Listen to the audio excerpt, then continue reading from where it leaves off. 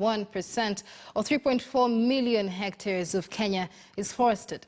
Of this, 18.9% is classified as primary forest, the most biodiverse and carbon-dense form of forest.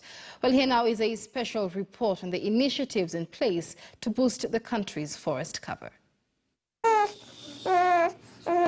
Today, 360,000 newborns will be added to the human population. Also today, over 40 million trees will be cut down globally.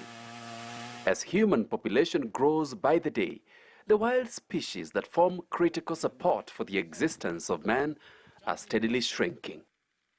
In Kenya, 50 square kilometers of forests is lost every year. That's equivalent to a football pitch multiplied 500 times over. Now, this loss, the Forest Report of 2018 says, leads to an annual reduction in water availability of up to 62 million cubic meters.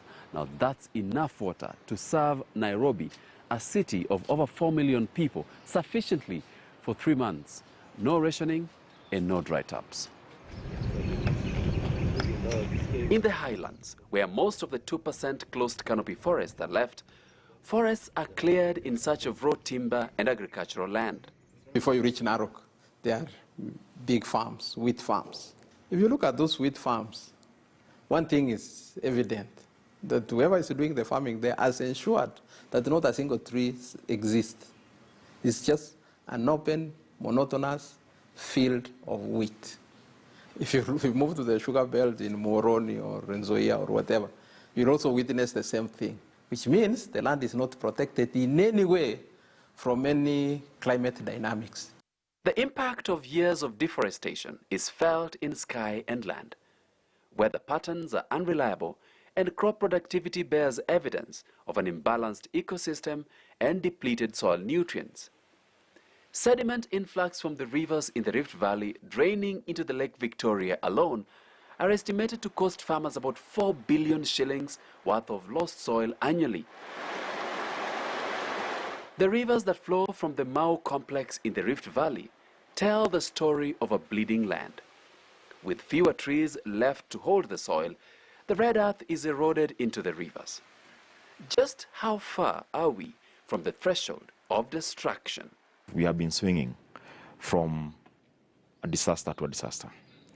When we have rains, as a country, we should be able to enjoy that we have a good harvest and perhaps do the issue of food security. But you have seen when we have rains, we have floods. The floods gone, then we have drought.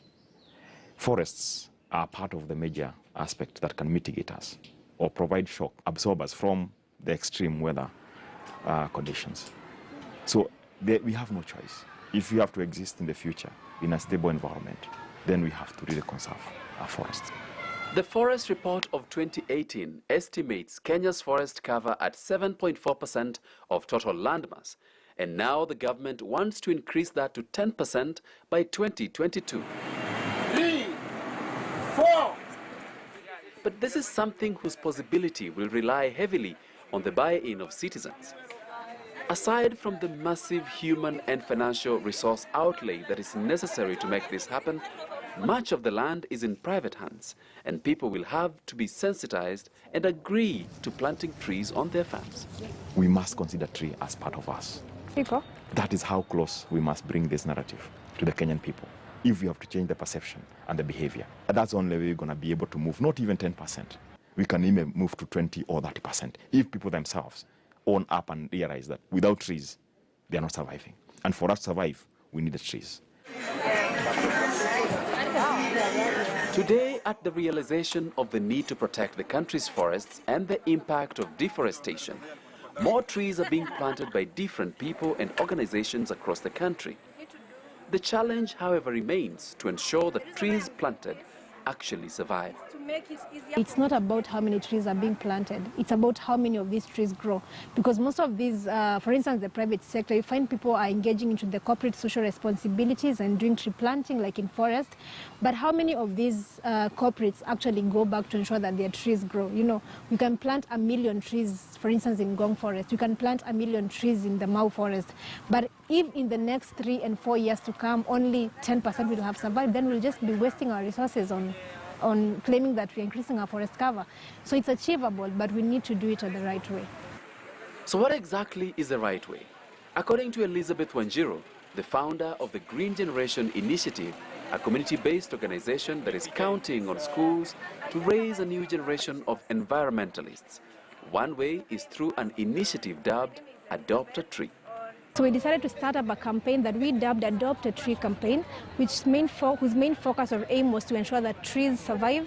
And number two, the main focus of this Adopt a Tree campaign was to also nurture young people into conservation. So what we do is that we identify schools that we work with, and then we ensure that every child in the schools that we go to plants, waters, nurtures, and adopts a tree up to maturity. So this has been so successful of late because most of the trees that we've been planting in the past until now, we are able to account for the survival rate, which is now at 98%.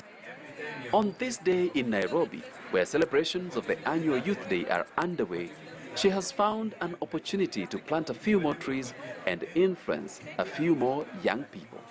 And I also hope these trees are going to grow because it's an institution, and if they could have a way of doing maybe the drip irrigation, can just get... Like Elizabeth, a majority of Kenyans understand the importance of reforestation. However, not many people have her kind of knowledge that enable them to do this successfully in their localities. In some instances, farmers have chosen wrong tree species for their specific areas, and also there is a lack of diversification, which is important for a more balanced ecosystem. For example, there are trees that are adapted to the dry conditions. Trees that you take in a wet area, they are not grow. Yeah? Other trees, you take them from the high altitude, very cold areas. You take them to the warm areas, they will not grow. So in that case, we have to know what species are we putting where so that the tree is adapted and we expect it to grow in most vigorous way. But if you put it in the long condition, like most people Kenyans have done, they have taken trees from the coast, they have taken to Mount Kenya, the tree does not die, but never grows because it's not adapted to the conditions.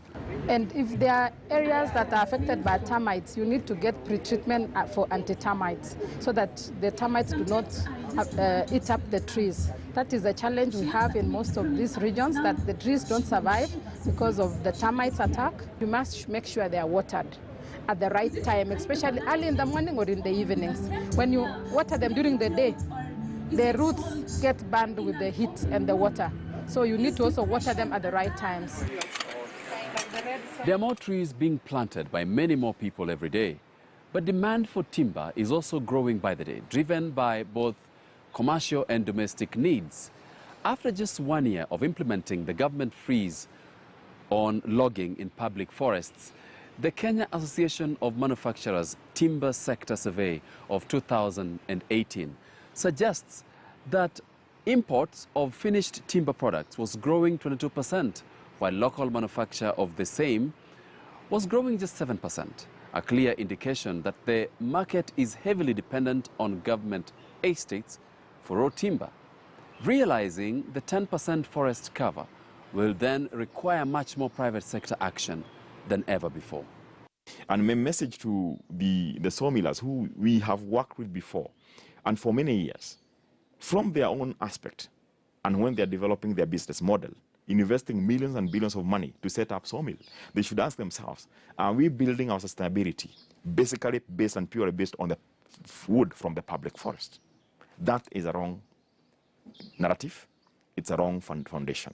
They should themselves say, if I'm investing in this sawmill, fine, if I get wood from the government forest, well and good, but I gonna now do what you call outgrower scheme, supporting farmers to grow tree on their farm, and with the promise that this industry will take up that wood for processing. This is what is happening in other countries. We must reduce the pressure from the government estates. We have got farmers here who have got huge tracts of land, and they are not using, they are trying to grow maize, they are trying to grow other crops, but the inputs are too high, and in that case they don't get the benefits. So these are the people we would like to work with, so that they can also start now putting plantations whereby they'll get the proper technical advice in terms of the species that they select, how they manage those tree species on the farm, and at what point should they harvest.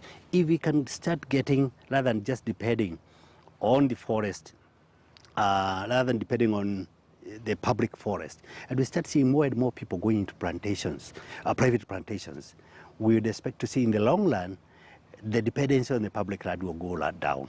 May the youth also be fruitful. Even as different stakeholders join in the drive to 10% by 2022, there is a need to have a synchronized record of trees planted by different players and their survival rates to provide accurate data on progress. We do not have data available to the public to tell us that last year we planted this number of trees and this is what has survived.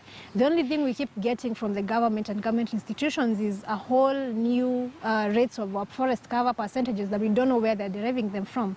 So this is something I think they need to address. You know, you can't just tell us that we are now at 7.5% or we are now at 6.9% or we are now at 10.1%.